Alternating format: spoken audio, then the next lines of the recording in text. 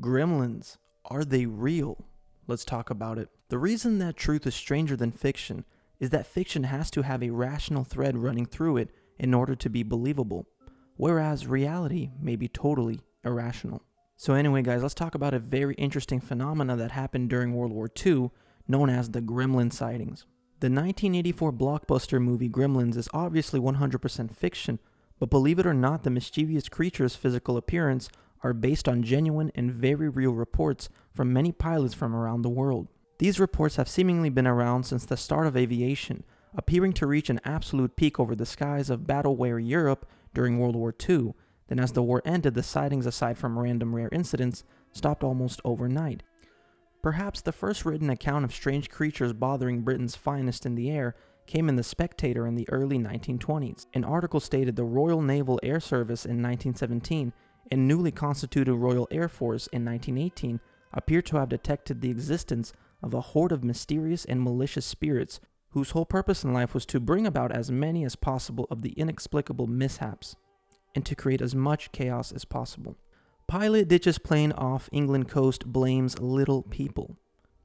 When a Royal Air Force pilot crashed his plane into the cold waters off the coast of England in 1923, it created quite a stir in the newspaper, not at least because the pilot blamed the crash on little people that must have followed him onto the plane.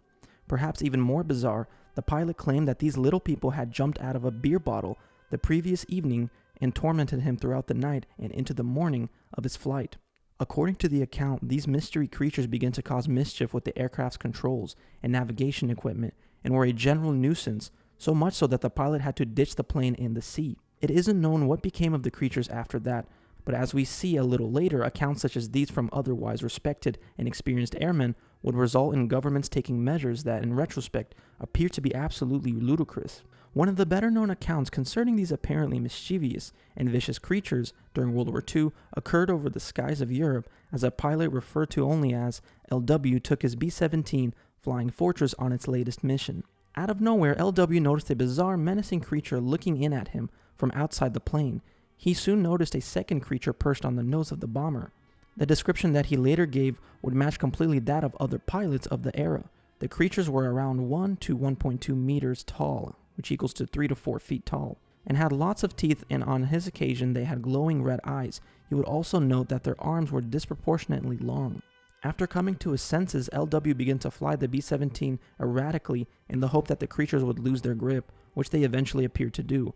Although he could not see what became of them, it was only days later as he listened to another pilot talking of seeing the same creature that LW decided to come forward and make a report to his superiors.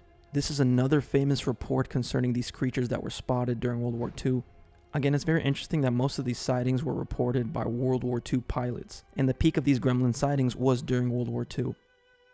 According to aviator Charles Lindbergh, who completed his record-setting solo flight from New York to Paris in May 1927, strange transparent-like creatures who looked grim and menacing appeared and would move freely throughout the plane during the journey. Despite their appearance, he would also state that he never once felt frightened. Much different from the other accounts of mischief and mayhem, Lindbergh instead would write of how he had conversations with these beings and describe them more as spiritual than flesh and blood. He would also state that they spent hours talking to him, imparting upon him knowledge of a mystical nature. Perhaps bizarrely given the claims he had just made, Lindbergh declared that he did not wish to elaborate on the content of this information because he feared ridicule. As you might imagine, despite the popularity bordering on beliefs in gremlins at the time of Lindbergh's 1927 flight, most people have since discounted his claims. Many have noted that these creatures didn't appear until Lindbergh was almost 9 hours into his flight, which shows that these beings were most likely hallucination brought about by the high altitude or even the sheer stress of the flight. So yes, throughout World War II, there were many reports of pilots throughout the world about strange, mischievous 3 to 4 feet tall creatures attacking their planes, causing mischief, attacking the control panels, attacking communications, messing with the plane, messing with the pilots and the crew.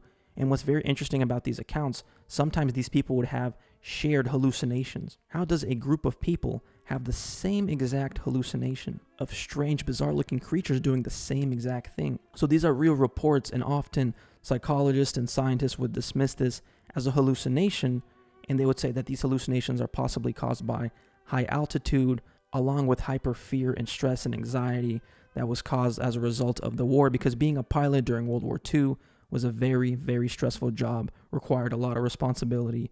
Maybe the combination of high altitude giving to fear and stress, and also sleepless nights, maybe all those things were a factor as to why they were able to see these creatures. As I mentioned before, the plethora of early reports from Royal Air Force pilots and personnel would force the British government, via the Ministry of Defense, to issue standard advice on how to actually deal with these creatures, because these sightings became so common. So yeah, like I said, fact is stranger than fiction. The Ministry of Defense actually had standard advice on how to deal with these creatures when they would appear to these pilots. So yeah, that was real. Again, very bizarre. Super interesting though. Campaigns would run, unbelievably or not, that claimed building planes with rounder edges as opposed to straight ones would give these naughty beings fewer places to hide and essentially leave them unable to gain traction on the vehicle and terrorize the pilots. There were even discussions, more in military circles, that the public arena which asserted that these creatures were somehow connected to the Germans during World War II, and that they had been intentionally unleashing these creatures on British pilots. However, as similar stories would filter down from America and Allied pilots, this was forgotten about, and after the war, when German pilots spoke of their own encounters with the same creatures, it was obvious that this was not the case. So yes, during World War II, many militaries of the world assumed that the Germans were somehow unleashing these strange creatures onto the pilots to terrorize them, make their planes crash, mess with all the technologies and communications on their plane, basically cause terror and havoc. But as it turns out, even the Germans reported their own sightings of these creatures attacking their own planes during World War II. So again, these sightings seem to be specific to pilots of the World War II era. This was the peak of the sightings, and this was reported worldwide. It wasn't just like in one country. It wasn't just Britain. This was reported worldwide by many pilots throughout the world. Here's another example. This is the account of Captain Winker. Researcher and author John Lemming served for decades in the aviation industry, both in Australia and the United Kingdom. Not only did he have his own supposed encounter with a plane with engines that appeared damaged by some unknown force in 1960, but he would compile several otherwise unknown accounts from World War II pilots. One of these accounts was by Captain Winker, who in August 1944, while delivering an Avro Lancaster bomber from one airbase to another over the United Kingdom, had a most bizarre encounter. While putting a young pilot through test exercises since they were in friendly airspace, the engine suddenly cut off. Due to his experience and skill as a pilot, Winker managed to gain control of the plane and brought it for an emergency landing at the first available airbase. Bizarrely, as soon as the Lancaster touched down, the engines roared back into life. Perhaps even more strange, the bomber was put under armed guard, and Winker was replaced by an unknown pilot to complete the delivery. According to Winker, there were several unreported crashes of Lancaster planes during this time, all of which had resulted in the deaths of the entire crew. So as the gremlin sighting craze had soared, a documentation in the military emerged, written by gremlinist Percy Prune, who was a pilot officer in the Royal Air Force. According to her documentation, Percy gave the other soldiers the description of the gremlins, a list of their exploits, a guide on how to distract them, plus another guide on what to do in order to avoid accidents when confronted by them. The official documentation explained that displaying bravado, overconfidence, and arrogance would attract the creatures to the planes. Her documentation was followed by posters and bulletins that touched on everything the soldiers needed to know concerning the creatures. And the final account I want to talk about is another rare account. However, this was after World War II when gremlin sightings had slowly started to die down, but were still happening. And this final incident is known as the Hopkinsville Goblin incident. This was a real police report that was filed by two families in 1955 in Kentucky, Hopkinsville. The Hopkinsville Goblin incident involved some rather outlandish claims. The creatures, which would also subject two entire families to a night of terror, also bore an uncanny resemblance to description of gremlin beings. After sharing a meal together in the Suttons' home near Hopkinsville, Kentucky in August 1955, members of the Sutton and Taylor families came under apparent attack from strange glowing beings. According to the police report, each had very long arms for their stature. Now remember the description I gave you guys by LW with razor-sharp claws at the end of them? They also had bat-like ears, stood around 2 to 4 feet tall, and appeared to have the ability to float upward without the aid of a vehicle or propeller of any kind. Despite members of the family opening fire on the strange creatures and even appearing to hit them on occasions, the bullets would just bounce off, causing no harm whatsoever. The attack would last for hours. Police who were called to the scene afterward noted that there were indeed distinct signs of an outside disturbance. The incident is still unexplained to this day. So again, this was a real police report after this incident. These two families went to the police station to talk about their experience. But yeah, very interesting that their description of these creatures that apparently attacked these families were also very similar to the gremlin incidents during World War II. Now, the explanation for these sightings are often the same. During World War II, airplanes were not as pressurized, and they were in very high elevation. And psychologists and scientists would suggest that high elevation was causing them to see these hallucinations. And then when you combine that with stress and fear and anxiety from the war, and being a pilot during this time, which was one of the most stressful jobs you can have, is a pilot during World War II, along with many sleepless nights, all of these, and according to these psychologists, scientists, these researchers, all of these could be factors as to why these pilots were seeing these bizarre creatures. In fact, it's been shown that many anxious and stressed people hallucinate, and that includes auditory, visual, and olfactory hallucinations. However, what's not really explained is why are their sightings the same, right? Pilots from America, from Europe, from Germany, from Britain, and all over the world report seeing the same exact creatures with the same characteristics. 2 to 4 feet tall, strange looking ears, claws, sharp teeth, scary face. And the personality of these so-called hallucinations are the same too. Trickster, chaotic beings.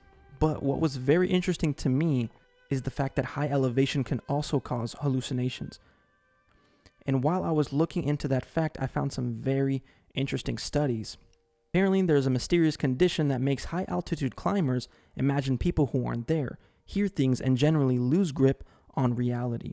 Mountain climbing can actually cause psychosis, and researchers don't know why.